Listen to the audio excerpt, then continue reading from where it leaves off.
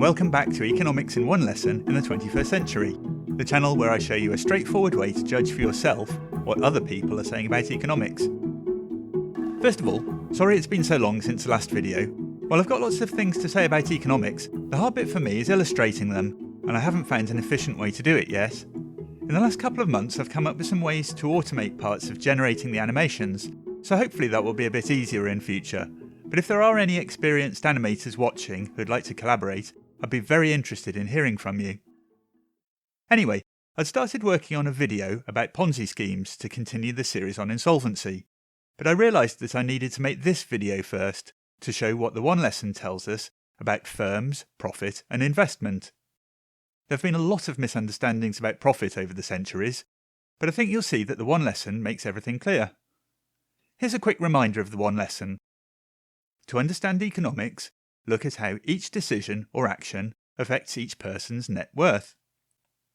Remember, a person's or group's net worth is their tangible assets plus their debt assets minus their liabilities, or what they own plus what they're owed minus what they owe to others. First we'll look at firms. In 1776, the famous economist Adam Smith explained in his surprisingly readable book The Wealth of Nations how the division of labour can make people much more prosperous. Instead of everyone trying to produce everything which they need or want, they can concentrate on producing just one thing very efficiently, produce much more than they need for themselves, and then trade their surplus for the surpluses of other people who are better at producing other things. Firms are the part of the economy where people, either by themselves or with other people, produce things for trading instead of for their own consumption. So, when I talk about a firm, I mean any person, as always this means a real person or a corporation, who sells goods or services which they've either produced themselves or bought from someone else. It can vary in size from a self-employed window cleaner to a multinational corporation which produces and sells a huge variety of products and has hundreds of thousands of employees. Let's look at a fairly simple example. Alice likes working with wood and decides to make a living for herself by making and selling wooden tables. To get started, she needs some tools. Once she has these, she can repeatedly buy some wood, then transform it into a table, which she can go on to sell for more than she paid for the wood. Here's a net worth diagram for this scenario, showing everyone apart from Alice as one big group. Alice first buys her tools. Let's say she can get everything she needs for £100. Notice that this is just an exchange of net worth between Alice and the rest of the world. Alice's net worth increases by the tools and decreases by £100, and the rest of the world's net worth decreases by the tools and increases by £100. She now buys 3 planks of wood for £50. Again, this is just an exchange of net worth between Alice and the rest of the world. When she transforms the planks into a table, she's producing a table and consuming the planks. Her net worth decreases by the planks, but increases by the table. These are the only actions in the scenario which change the whole world's net worth. Finally, Alice sells the table for £100, another exchange of net worth between Alice and the rest of the world. Why would someone spend £100 on a table instead of buying planks for £50 and making their own? Generally it's because they don't have the skills, tools, time or inclination to make their own table, but they can more easily produce something else which they can exchange either for the table itself or more likely for the £100 which it costs to buy the table. By far the most important part of the scenario is producing the table because a new valuable thing comes into existence. Production is the only action which increases the world's net worth. Without production, which remember includes gathering natural resources, nobody would be able to consume the things which they need to survive or to have a better standard of living. It's normal for something to be consumed in the process of production. The idea is that what's produced is going to be more useful or valuable than what was consumed. But do consider the possibility that a new table isn't necessarily more valuable to people than the planks. It might be that everyone living within 100 miles of Alice already has several tables, that the temperature is freezing, and that oil, gas and electricity supplies have been disrupted. In that case, people might be prepared to pay more for planks than for a table, because they're easier to burn to keep warm. This is one reason why it's important to express net worth in terms of the assets and liabilities themselves, rather than a monetary value for each. How much money people are prepared to pay for a product can change frequently, depending on their current and anticipated needs and desires, amongst other things. But none of those things changes what they actually own, are owed, or owe to other people. So, that's an example of a firm. Alice produces tables to sell. Even though it has quite a simple production process, it illustrates the main features of how any firm works. It's set up with some equipment for producing products, and then repeatedly spends some of its net worth to buy things, such as raw materials and the work of employees, in order to produce something which it can sell for more than it spent. That leads us on to the idea of profit. Profit can be quite an emotive word. In 2013, Russell Brand said in an interview that profit is not just a dirty word, but a filthy one, because, in his words, wherever there is profit, there is also deficit, implying that one person's profit must be at the expense of someone else. Let's see what the one lesson tells us. First, we'll look at what profit is and isn't, and then see whether it's possible to make a profit without someone else suffering harm. Each time Alice buys 3 planks, turns them into a table and sells it, she has £50 more than before, which she can spend on things like food, shelter, clothes or luxuries. Getting more money is probably what most people first think of when they hear the word profit, but a couple of examples will show why we need a better definition. First, imagine Bob borrows £100 from the bank at 5% interest for a year. He has £100 more money than before, but he can't be said to have made a profit because he's also promised to pay £105 to the bank in a year's time. His assets increased by £100, but his liabilities increased by £105.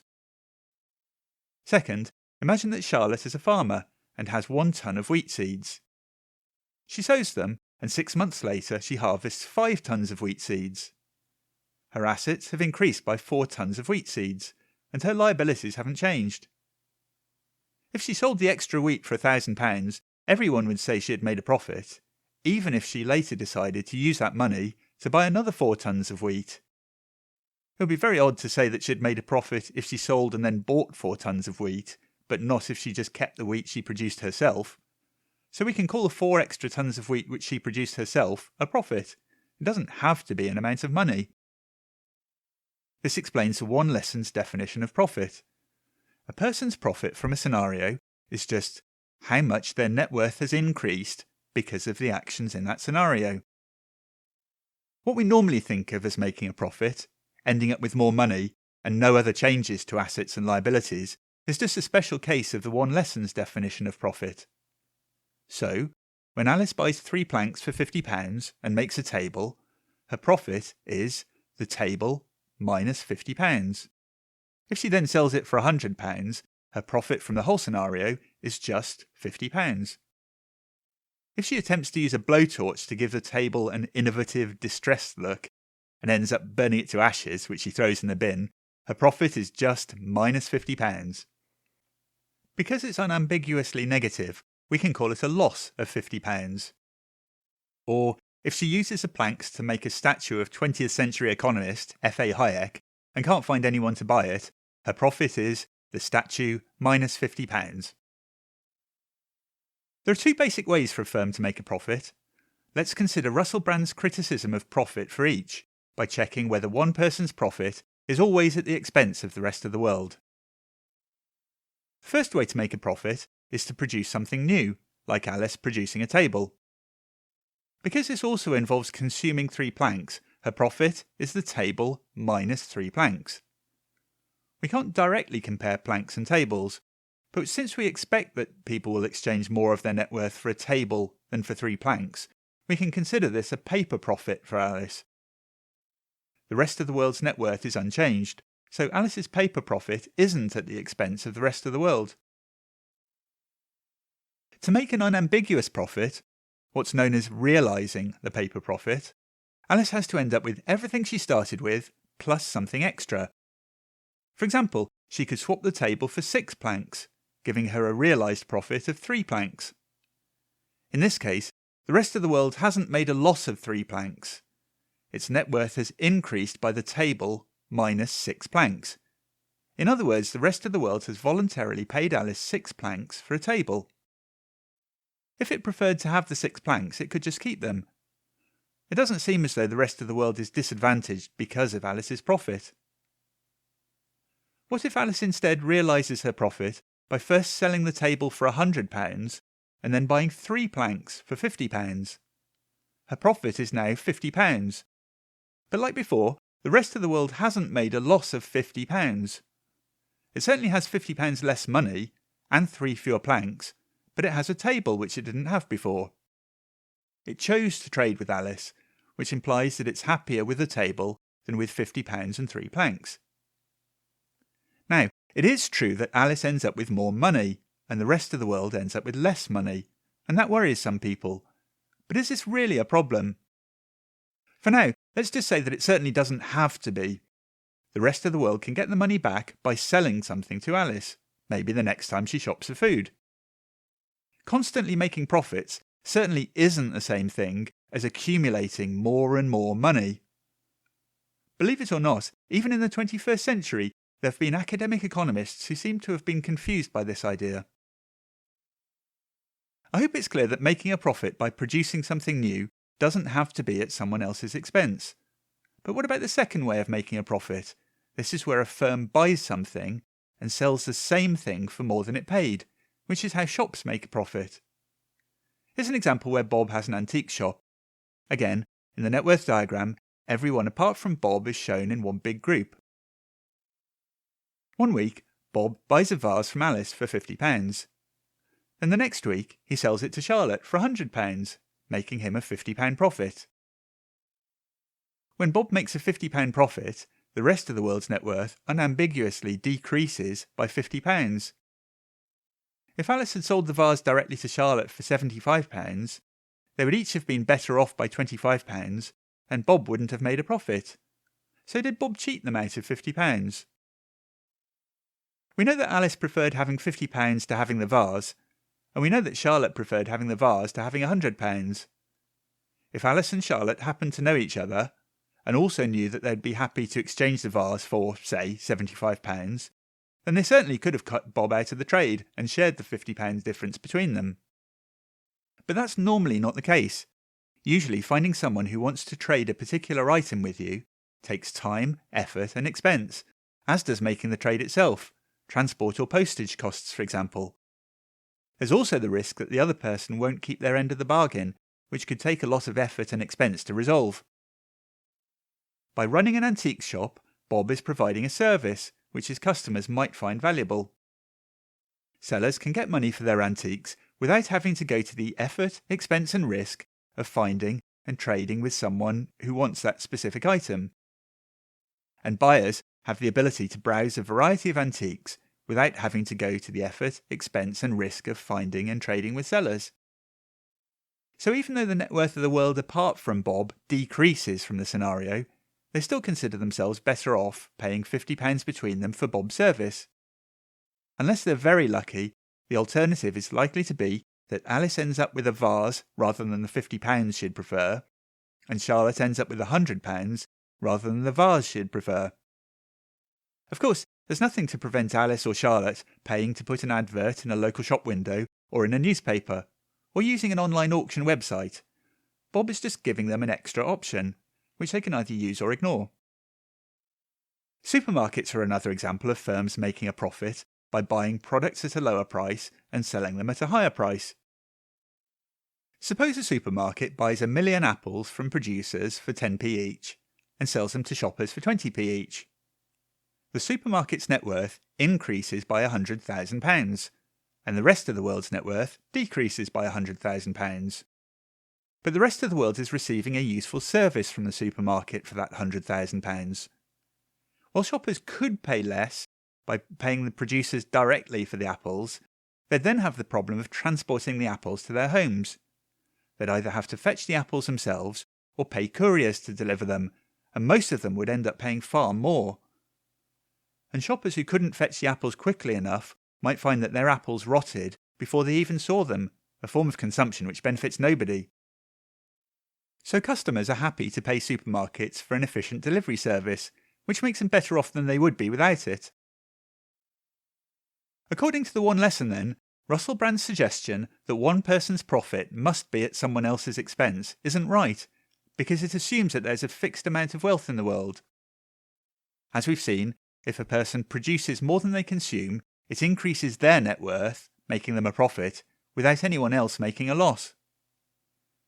Of course, the producer usually sells their more valuable product to a buyer, who often consumes it, which reduces their net worth.